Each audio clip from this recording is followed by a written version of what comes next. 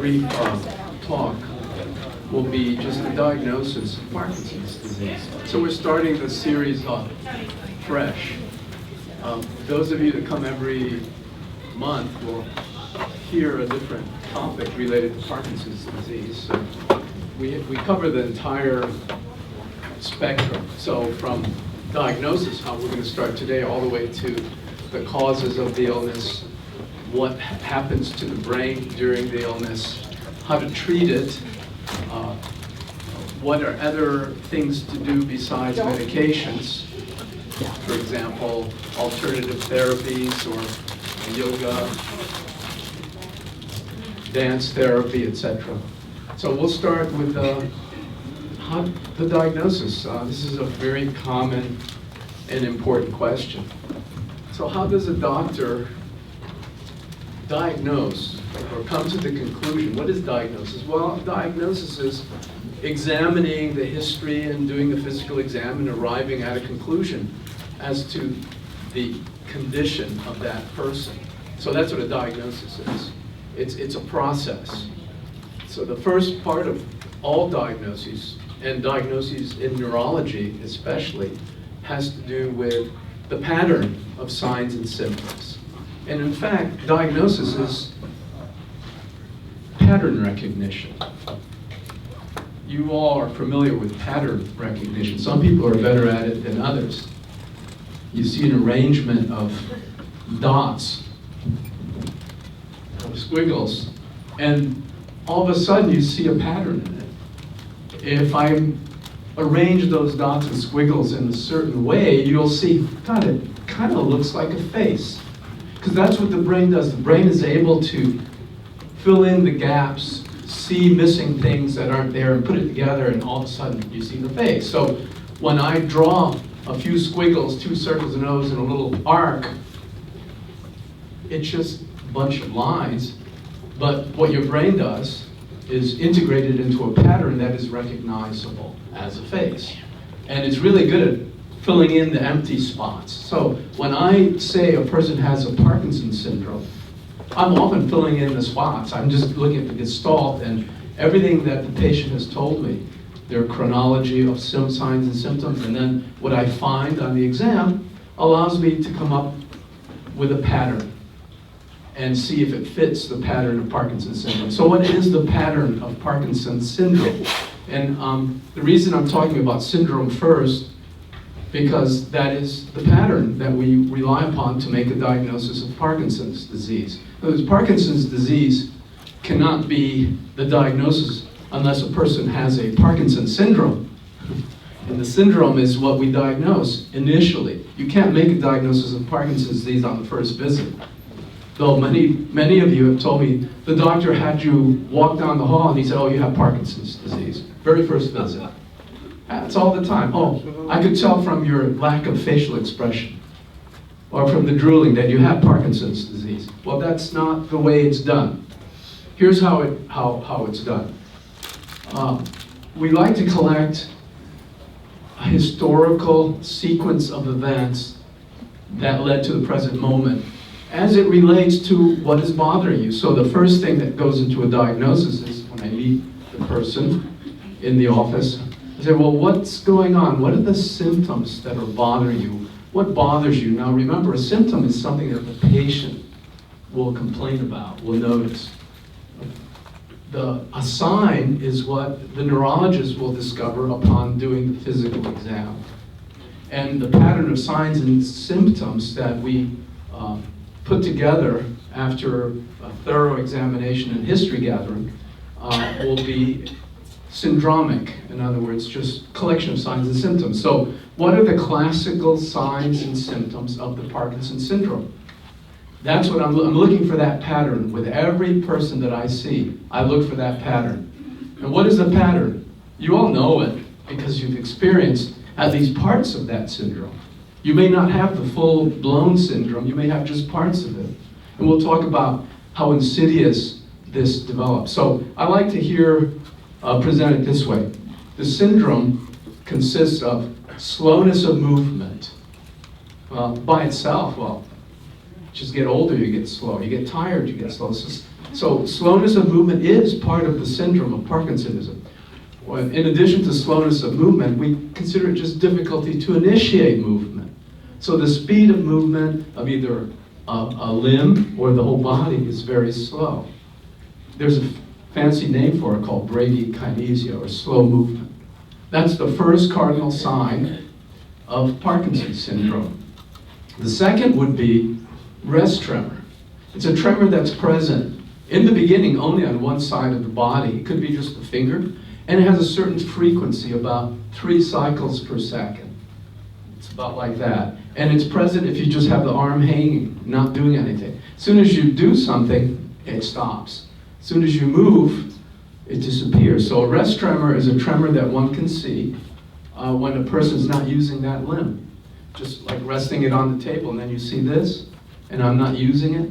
That's called a rest tremor. And the third cardinal sign is rigidity. Notice I call it a sign of rigidity. The symptom would be stiffness, but most people don't say, "I feel stiff, doctor." So we tend to use the rigidity manifestation as a sign of the illness. And that can only be ascertained by the physical exam when I move the limbs across each joint, at the wrist, at the elbow, and if I feel a resistance, and it feels like a ratchet wrench, that's called cogwheel rigidity. And the fourth cardinal sign, or symptom, it could be both, would be difficulty with gait and loss of balance. So instability of gait is the most important fourth cardinal sign. Now, having two of those 4 cardinal signs evident on the exam in my office when I first see the patient is enough for me to say, you have a Parkinson's syndrome. So you can conclude that a person has a Parkinson's syndrome with only 2 signs. It could be slowness of movement and rigidity, or it could be intermittent tremor and rigidity, or it could be all 4 because they've had these symptoms for some time. Now, these symptoms and signs don't develop overnight together. They develop separately. That's why it's hard. So oftentimes the first sign that is noted would be a little tremor. Maybe 10 years before the diagnosis, you might notice digit just every now and then twitches and then stops. Intermittent. Over time, you notice it's a little bit more often, but it's not present all the time. And it doesn't interfere with function. You don't make much of it. And you know that if you just put your hand in your pocket or shift the posture, it goes away. With time, you notice that, especially if it's in your right hand, not only do you have every now and then a little tremor, but you notice that your dexterity is a little off, that it's a little harder to do buttons, maybe a little harder cutting food, dressing. And that plus intermittent tremor and a little decreased dexterity is starting to affect your handwriting. The handwriting is starting to get smaller. So this is over time. And oftentimes, if you look at your handwriting on your checks, if you have 10 years of checks, you can see how the handwriting has gradually changed. Oftentimes you can notice when the illness really began, when you start seeing micrographia. That would indicate that by that time, you already had Parkinson's syndrome. The interesting thing about Parkinson's syndrome is that it's always asymmetric if it's Parkinson's disease, but may not be symmetric if it's an atypical Parkinson's disease. So I'm going to get into what is Parkinson's disease versus Parkinson's syndrome. So Parkinson's syndrome is, like I told you, just having 2 of 4 cardinal signs that makes it the Parkinson's syndrome. But you can get Parkinson's syndrome for about 10 different reasons. One of the common reasons that is less common now, which is medications. Medications used to treat psychiatric conditions. Antipsychotic drugs, for example. The classic ones, like Thorazine, Haldol. Those drugs will block dopamine receptors, and that's how it works to treat psychosis, aggressive behavior, delusional thinking. It blocks dopamine receptors and other receptors. And because it's blocking all dopamine receptors, it produces blockade of the substantia nigra striatal dopamine system. When you block that system, you have a Parkinson's syndrome. And if you take away the medication, the antipsychotic drug, the receptors are unblocked, and the person's symptoms disappear. They become normal again. In fact, that's how we learned that dopamine receptors and dopamine as a neurotransmitter was critical in Parkinson's disease, because in this process of studying how these antipsychotic drugs can cause a reversible Parkinsonism, it was learned that dopamine was involved in the early 60s or so. The major tranquilizers were brought into clinical practice in the 50s. People became aware that young schizophrenics treated with these drugs developed Parkinson's syndrome.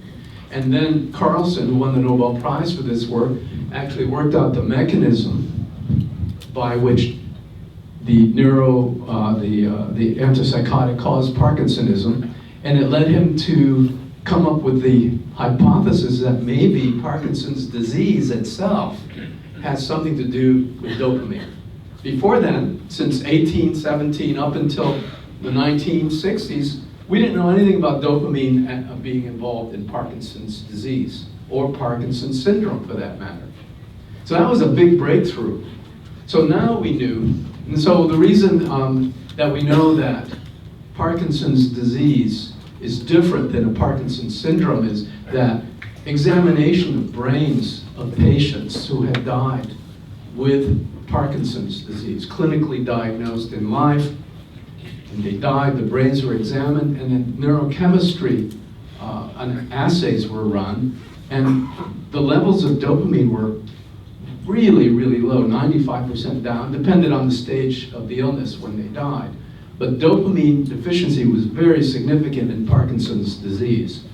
Whereas in drug-induced Parkinsonism, if you looked at brains of animals that had received these neuroleptic drugs, these tranquilizer drugs, and had a Parkinson's syndrome, and then you look at their brain, you see that they still have dopamine.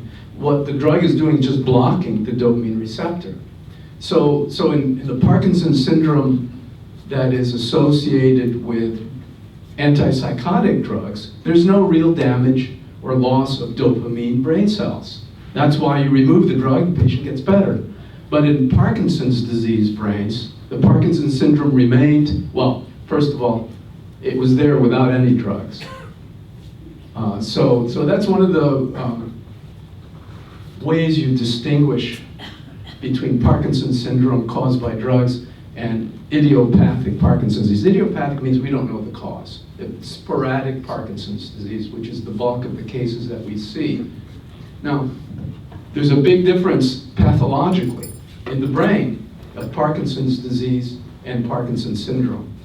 I just gave the first and easily understandable example is drug-induced Parkinson's syndrome prevents dopamine from working versus Parkinson's disease where you've lost dopamine. There's not enough dopamine being made. And if you look at the brain, you can see that the brain cells that make dopamine are missing. But the good news from the early work in the 60s was levodopa. Well, if you lack dopamine, what if we replace the dopamine with its natural precursor substance? Dopamine is made continuously from raw materials derived from proteins that we ingest. So the proteins contain amino acids, those are the building blocks. And one of the amino acids is called levodopa, which is the natural amino acid precursor to dopamine. It's taken from the digestion into the blood, transported to brain, it's made into dopamine by the brain neurons. So you can replace levodopa, replace dopamine with levodopa, and what happens to patients? Well, they get dramatically better in terms of the classical signs and symptoms. So slowness of movement, rigidity, and tremor all get better in a very dramatic way when it's Parkinson's disease. Because remember, Parkinson's disease differs from Parkinson's syndrome in that there's a lack of production of dopamine. So if you then load the system with dopamine, those dopamine receptors are still there. Now, very important for me to underscore this.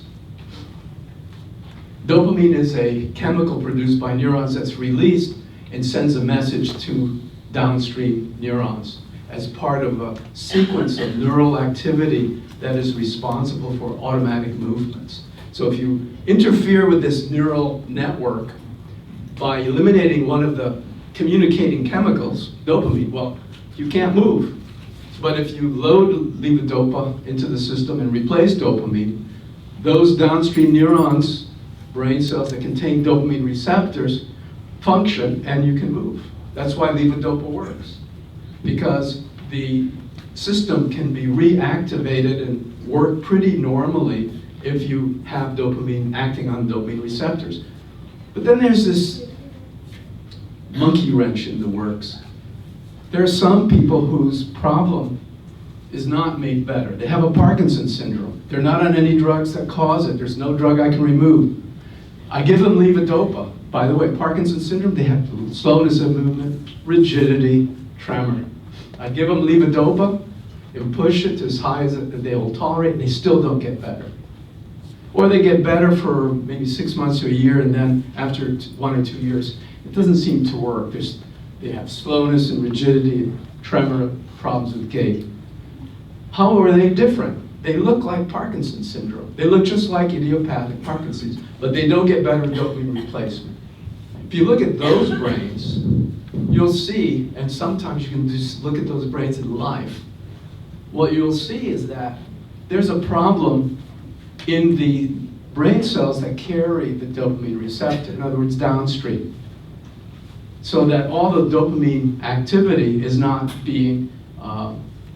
activating those receptors because they can't. Those receptors are gone, or downstream obstacles to transmission, so that people can't move. This, as many of my patients know, I have a metaphor for this, that a neurotransmitter is like a key, and the neural receptor is a lock. The key fits the lock just right, very specifically, so dopamine will only fit in dopamine receptors. It won't fit on the GABAergic receptor or acetylcholine. So it's very, like a key, very specific. It's made by certain brain cells, released, and turns the key on dopamine receptors, and the signal goes forward and on, and allows for automatic movement.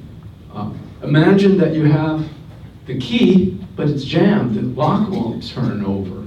Or someone put a piano behind the door. You put the key, it turns, but you can't open the darn door.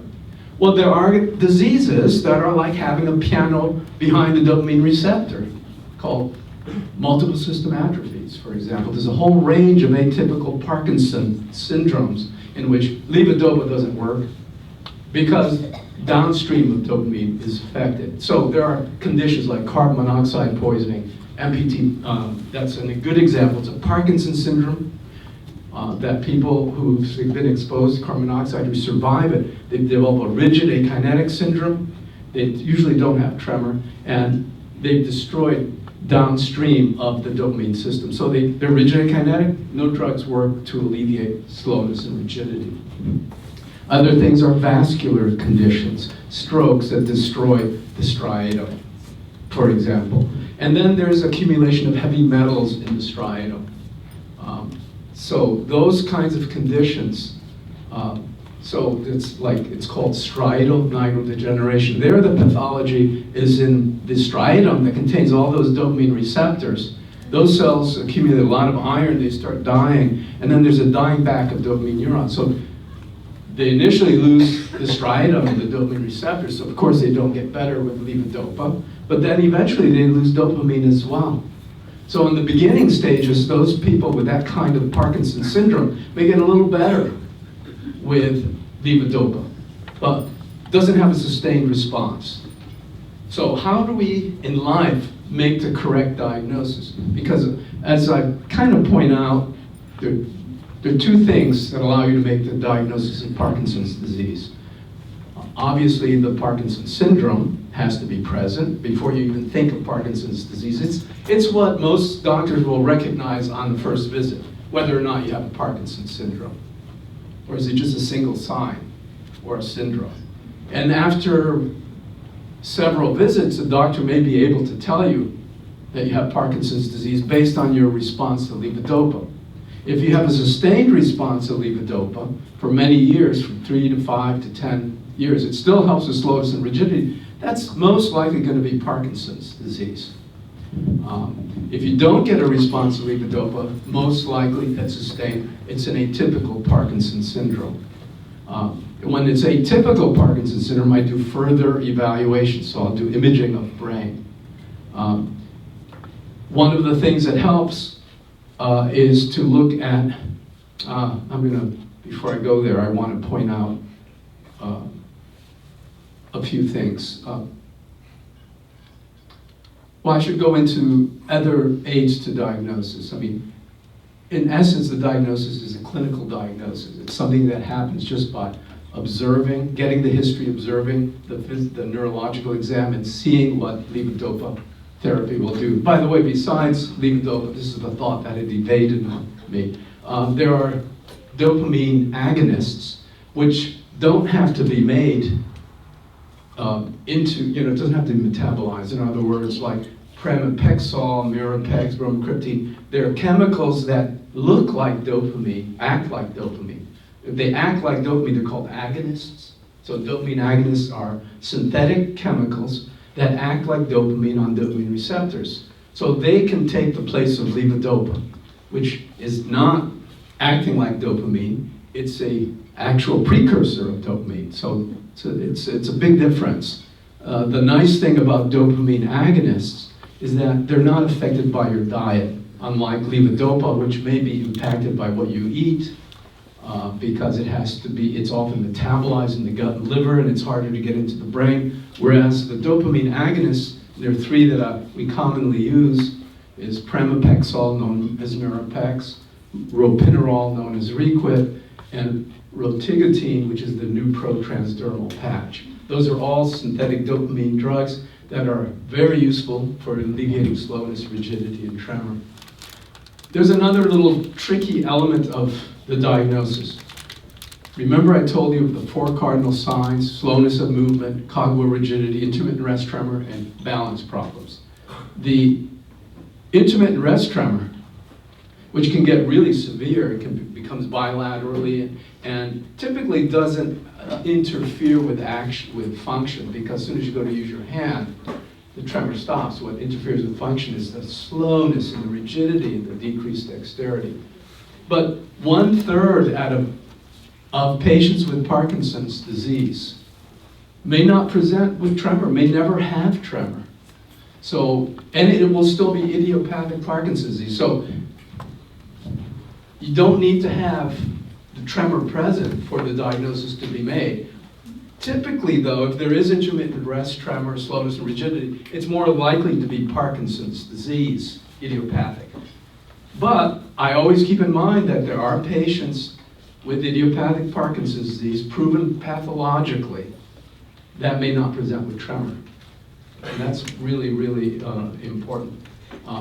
The other part of that is that tremor may not be as responsive to dopamine treatment as slowness and rigidity. So I have many patients where their slowness and rigidity improves dramatically, but they still have intermittent rest tremor. The thing that works really well for that intermittent rest tremor are the anticholinergic drugs like Artane and Cogentin.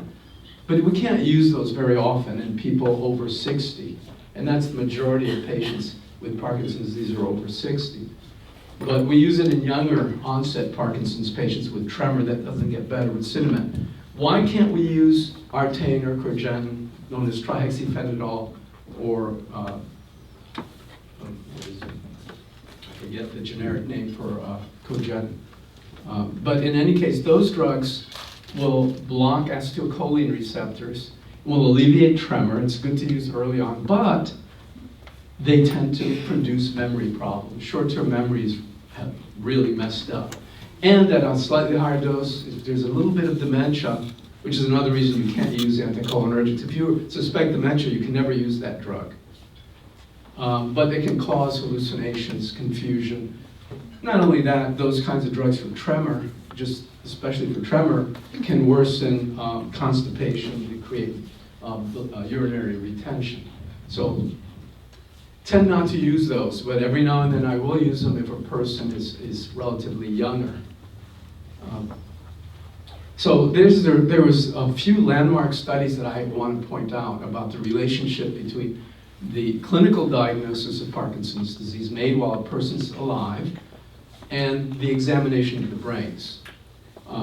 So you already know that the brain tissue exhibits a loss of dopamine cells, and you can see that when you examine the brain. What I didn't mention, brain tissue from Parkinson's disease patients have these little proteinaceous material that's found in dying cells called Lewy bodies that was first described in 1913 that we consider the hallmark, the neuropathological marker of idiopathic Parkinson's disease. In other words, the way that idiopathic Parkinson's disease is defined in death in the brain is the absence of dopamine neurons and the presence of Lewy bodies. Now, the Lewy bodies can be spread everywhere, in which case there's also a marked dementia. And that's not that common, but it's called dementia with Lewy bodies. So they have a Parkinson's syndrome plus widespread Lewy body. I'm going to get back to the classical studies. One of the studies looked at, this is from the UK, United Kingdom Brain Bank, is one of the largest brain banks for Parkinson's disease in the world. And the English, with their healthcare system, have incredibly good records of everybody. Everyone has health insurance, unlike our wonderful country. So they have access to all the really good medical records. So they collected I think the 150 brains of people who had died with Parkinson's disease at different stages of the illness, and looked at their clinical records, which were markedly detailed. As the very beginning, because they have access to health care, right? So they come to see their doctors early, even before the diagnosis is made. When do we see our doctors? Well, probably not this population, but a lot of people go see their doctors in the emergency room for the first time. Okay. So what was fascinating is that they found that in 80% of the cases of diagnosis in life of idiopathic Parkinson's disease was corroborated by the exam. They had Lewy bodies and locks of dopamine neurons. But they thought, because they're such good neurologists with such careful history taking in England, they really were the fathers of Parkinson's disease was first described there. They're very sophisticated clinicians. And they were wrong 20% of the time, right? So even though they met all the clinical criteria, they did better on levodopa. But you examine the brain, and they didn't have Lewy bodies, or they didn't have dopamine neuron loss. What's going on? Well, they had dopamine neuron loss, but they still had some response to dopamine replacement. So in life, they were said to have idiopathic Parkinson's disease. They had the Parkinson syndrome, got better with levodopa for at least 3 to 5 years. But in death, 20% of them had something else. I'll tell you what those 20% showed. Who's curious? Because I see those 20% is what I see a lot here.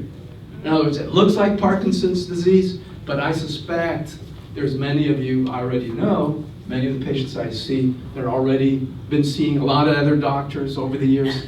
They have these 20% of the cases that are Parkinson's syndrome. They got better with dopamine, but it turns out pathologically not to be Parkinson's disease. So 8% of the cases in that brain bank that had Parkinson's disease were vascular Parkinsonism. So microvascular occlusions. These are people that typically were older when the diagnosis was made, usually well into their 70s. The average age at diagnosis in US and UK is 60. Symptoms begin much earlier. The diagnosis of vascular Parkinsonism, which I see a lot here, and that's why I'm pointing it out, is in the 70s or 80s. And it begins differently. It doesn't begin with rest tremor. They often have no tremor at all. It doesn't begin with decreased dexterity in the hands. In fact, their hands are fine. It begins with difficulty with gait. It looks like a Parkinson gait. But that's how it begins. Wait a minute. That usually happens after 3 to 5. It isn't the first sign of idiopathic Parkinson's disease. A gait, difficulty, when that is the first historical symptom that is told to me, I immediately doubt the diagnosis of idiopathic Parkinson's. And then when I examine the patient and he walks like this, instead of like this, notice the difference. The upper arms are real loose with lower body Parkinsonism. When I examine them, they have loose tone. They have slightly involved hand movements. But it's lower body, and you look at the brain, and there's no loss of dopamine neurons. There is, because we all lose them, but not to that great an extent. What they have are small occlusions of tiny blood vessels in the subcortical white matter that mimics lower body Parkinson's disease. So that, and then the other 12% of that 20% are the atypical Parkinsonisms that are, we'd like to say, multiple system atrophy, where they not only had slowness, rigidity, and tremor that gets better with dopamine, but they had upper motor neuron findings, cerebellar findings, autonomic nervous system findings, a whole bunch of other neural systems involved. And they tend to have, and they may not have Lewy bodies. And in fact, there's a genetic variant, one is called the Parkin mutation that results in young onset Parkinson's disease. If you look at those brains, well, first of all, they respond beautifully to dopamine replacement, sustained response. They have lack of dopamine neurons, but they don't have Lewy bodies. So then do they really have Parkinson's disease or not? Well, we tend to say, well, they have Parkin mutation Parkinson's disease, which is very different than idiopathic Parkinson's because they have no Lewy bodies. LRRK2 is another mutation that is very common and probably is the biggest genetic risk factor for Parkinson's disease in the sporadic illness. It doesn't run in patterns of inheritance like Parkin or the alpha-synuclein mutation. So in those cases, the Parkin mutation the onset begins less than 40. They do well on levodopa, but they don't have Lewy bodies. So it's quite fascinating. So I'm going to summarize and then tell you what's really hot in this field is trying to find the earliest changes that we can find in the blood test, a simple biomarker that we can find in blood that will allow us to predict who is destined to develop the dopamine neuron loss and Parkinson's disease. Big effort. Michael J. Fox put a ton of money, even before Michael J. Fox.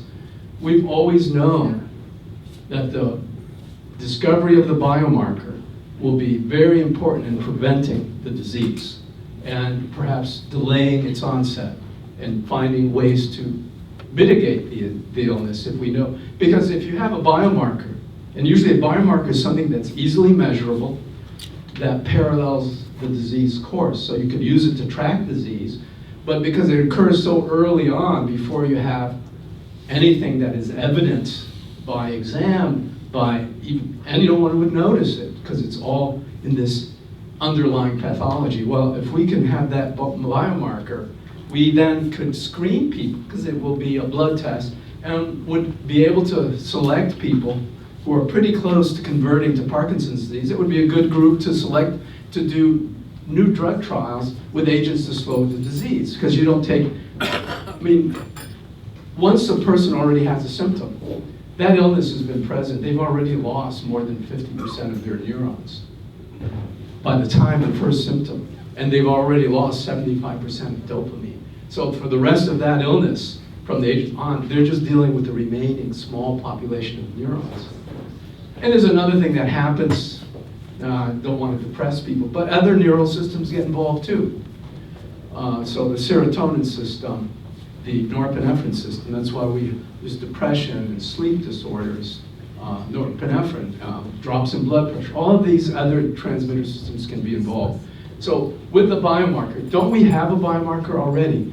We do in a sense, but it's not easy and cheap, and it's not something you can do really early on in the general population. As like say, anyone over 50 onwards, I'd probably want to do a biomarker test in the future to prevent this illness.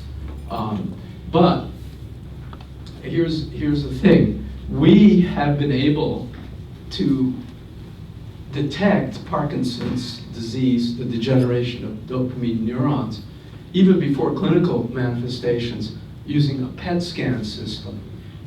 The PET is a positron emitting tomography in which levodopa is labeled with a radioactive fluorine molecule, so it's called fluorodopa. That is intravenously given to a subject, because they don't have signs and symptoms of PD yet. That levodopa, fluorodopa, gets into the brain.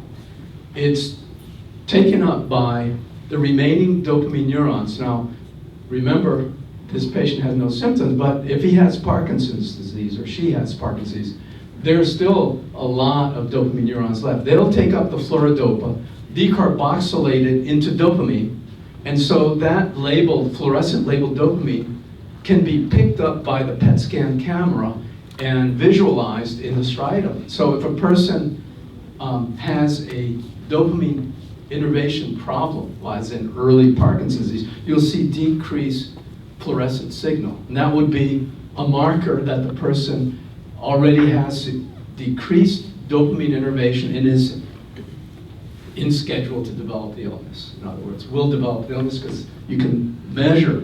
Now that's an expensive test. You need a cyclotron. PET scans are only done in a few places now. But the next advance was the DAT scan, which uses a nuclear medicine camera. It's a lot cheaper, and you don't need a cyclotron. But it's not as sensitive, and it's not really very good for picking up earliest changes like with PET. It's less sensitive. But we'll use it to distinguish, for example, Parkinson's disease from an unusual tremor. It's not very useful in the hands of an experienced Parkinsonologist to distinguish multiple system atrophy from idiopathic Parkinson's disease. You know why? Because in both of them there's dopamine neuron loss, and both of them will have abnormal DAT scan. So it won't distinguish between idiopathic PD, which 80% of the time I can pick up just by clinical exam. But of those 20% that are missed, 8% I can pick up by just a regular MRI scan, because you'll see the micro. And those 12% of multiple system atrophy, time will tell, because eventually you start seeing the other signs and also diminished response to levodopa. So now we have that scan, and the latest thing I wrote for the PD update quarterly, which you'll get soon, for the winter edition, or is it spring edition? I don't know. But the next one about a new biomarker that is interesting, that is just has to be confirmed and studied further, is called autoantibodies. They find that in a cohort of patients with Parkinson's disease, and then people with various stages of the illness, there are these autoantibodies circulating. Now, autoantibodies are kind of an immune system gone slightly awry. There are many autoimmune disorders. Many people think MS, multiple sclerosis, may be an autoimmune disorder. Guillain-Barré is an autoimmune disorder. Movement disorder called Sydenham's chorea is an autoimmune disorder. So what does that mean? It means that antibodies are generated against foreign invaders, proteins, viruses. They contain foreign proteins on the surface of the bacteria and the virus. Your immune system will react to this foreignness and memorize what that protein was and store it in certain cells of the immune system. The next time that invader comes, pulls up the memory of that invader and activates the immune system, the antibodies go after it and they get rid of that foreign invader. That's how vaccinations work. You expose someone to a foreign protein, your immune system recognizes it, stores it, and will respond appropriately if you're ever invaded again. However, some infectious processes, for example, beta strep, the common strep throat, will cause inflammation of the throat. The antibodies come and deal with it and clear it up. But a certain fraction of children who get strep throat will develop an autoantibody problem. Antibodies against a strep throat start reacting with certain proteins on heart valves, start reacting with proteins on brain striatal cells, and causes neurological problems called Sydenham's chorea, which looks like a chorea behavioral problems, and they have circulating antibodies against their own cells. And we have this similar kind of thing that may be happening in Parkinson's disease. There may be an autoimmune component. Now, the key thing is to go early on in people who yet don't have the syndrome and see if those same autoantibodies are up. And also to find out what are those autoantibodies reacting against. This is very new stuff. Never would have conceived this Parkinson's disease as fitting into this autoimmune disorders, but if it is, if there is a component of the an autoimmune syndrome, then there's all kinds of interesting drugs you can use, because the problem is they're mostly immunosuppressants. But you'd think something like ibuprofen, which is an anti-inflammatory agent, might be helpful in some way, because it's with this autoimmune phenomenon, there's a lot of inflammation as well.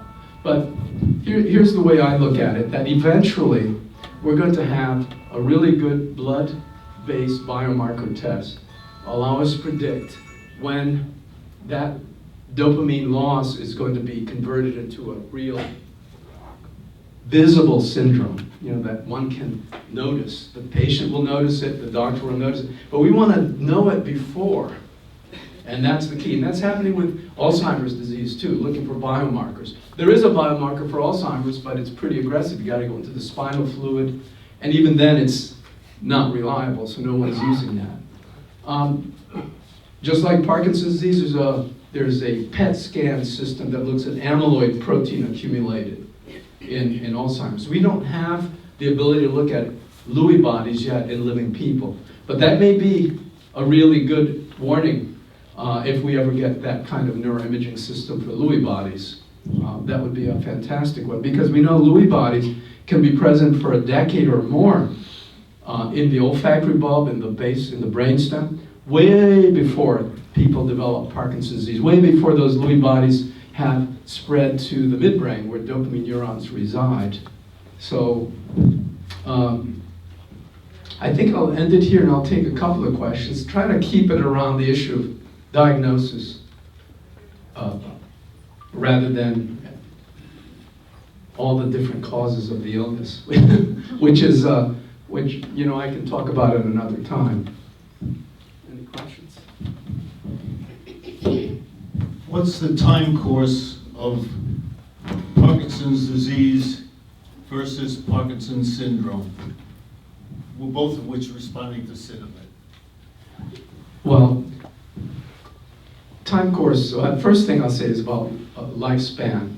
The lifespan of Parkinson's disease patients now is exactly the same as patients who don't have Parkinson's disease if they're matched in age, sex and age. So for sure, Parkinson's disease doesn't shorten your life, but does interfere with quality of life. With atypical Parkinsonism, especially the forms that do respond to levodopa, they do well for many years, but they begin to have a lot more difficulty after 5 years for sure. Mostly because of the other neural systems involved. For example, with the Shy-Drager syndrome. This is atypical Parkinsonism. They have a dopamine deficiency. They do okay with levodopa, but they've lost so much norepinephrine that they easily pass out when they stand up. And the levodopa lowers their blood pressure more. So in those cases, their lifespan is actually shortened. People with Shy-Drager syndrome have a more rapidly progressive form of the illness, even though they respond to levodopa. That's one example of an atypical Parkinsonism. They're all very different. I think the ones that don't respond to levodopa have the worst difficulties. They end up needing a lot more, ancillary help and end up in nursing homes. What usually causes admission to nursing homes is falls. Once people begin to fall, they end up typically in nursing homes. So people that have atypical Parkinsonism are more likely to fall because they have other neural systems involved. So one of the forms has spasticity plus Parkinsonism. Spasticity is a different kind of rigidity and weakness of the muscles, usually associated with anoxia to the brain, and you can talk about cerebral palsy is affects many parts of the brain because of perinatal asphyxia, anoxia, but they have a lot of spasticity. And spasticity is associated with hyperreflexia that spreads, weakness, and it compounds the problems of mobility of Parkinson's disease. So they will progress much faster and not have as long a lifespan. So the best form of Parkinson's syndrome to have would be idiopathic Parkinson's disease, because we know the most about it. It'll improve, your lifespan won't be shortened. There are a lot of medicines we can use. And I think eventually we're going to be able to vaccinate people against the Lewy bodies, which is something that will be fantastic once we can do that vaccination in the appropriate people. You don't want to vaccinate everybody, because not everyone's at risk for Parkinson's disease. But maybe from the age of 50, you may want to vaccinate everyone at the age of 50, or people have a certain biomarker you might want to vaccinate against the Lewy body to prevent the illness. I'll take another question. Could you elaborate a bit on the difference between regular Parkinson's disease and progressive supranuclear palsy? So progressive supranuclear palsy is another great example. That's of those 20% that look like they had Parkinson's disease, but in death they didn't. Well, usually you can pick up that it's progressive supranuclear palsy in life simply because the eye movements are abnormal. They have difficulty in gazing downwards and upwards, and with time, gazing horizontally they can't, so they have to turn their head. And they tend to have a quizzical look. They look a little different, but otherwise they have rigidity and slowness. They may not have tremor. Brain-wise, it's very different. I mean, they respond initially to levodopa, but with time they lose the response, because if you look at their brains, they've lost some dopamine neurons. But they have all kinds of other pathology that Parkinson's disease brains don't have. They share one thing, lack of dopamine. But progressive supranuclear palsy has a different pathology. It looks like post-encephalitic Parkinsonism. And I'll get back to that in a moment. But the pathology is that of neurofibrillary tangles, not Lewy bodies. So there are no Lewy bodies in progressive supranuclear palsy, and yet if you see someone, it looks like they have Parkinson's disease. They walk slowly, they don't swing the arms, they've got cogwheel rigidity. But if you look at their brains, they have no Lewy bodies. It's another condition where there are no Lewy bodies. They have a very unique pathology called neurofibrillary tangles, which is shared with one other disease called Alzheimer's disease. So many people think of PSP as Alzheimer's disease of the brainstem, where those neurofibrillary tangles are not just in the cortex like they are in Alzheimer's, but are in the brainstem. And post-encephalitic Parkinsonism was very common after the sleeping sickness of 1914 to 1920 something, where millions of people died from an epidemic of this, they called it the Spanish flu, but it may have been a swine flu or a bird flu. People are still debating, but many people died. It was a massive epidemic, worldwide. Actually, I lost my grandmother, my father's mother, in 1918. She died of that, very young. I think she was a young woman when she died. And the people who survive, if you survive the encephalitis, which is the general inflammation of the brain, and it's the immune response to the virus that causes the inflammation. You know, it's interesting. It's war metaphor is collateral damage. Okay, you have your immune system attacking an enemy, boom, they're blowing up all your neighboring neurons. That's what encephalitis is. So you survive that, swelling goes down. They develop Parkinson's syndrome. It's called post-encephalitic Parkinsonism. And they were actually the first. They differs a bit clinically.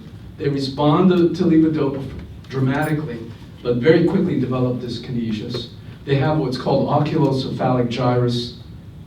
Their eyes involuntarily gaze upward, almost like they're having a seizure.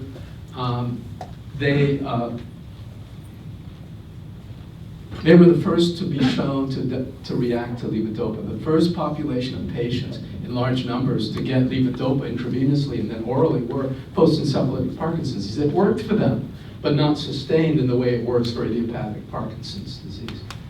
So PSP is another, it's as I say, usually not so misdiagnosed in life. because of the eye movement problems. There's another atypical Parkinsonism that's very rare that gets confused with PSP. They have problems with voluntary gaze, they have Parkinsonism, but they have marked dementia. Whereas with PSP, it's minimal. But if you have marked dementia, problems with gaze, and Parkinsonism, it's called cortical basal ganglionic degeneration. One of those atypical Parkinsonisms that you can see in the brains of people who have had in life were diagnosed with Parkinson's disease, but they have a much more, and they have similar pathology, but they're called PIC bodies.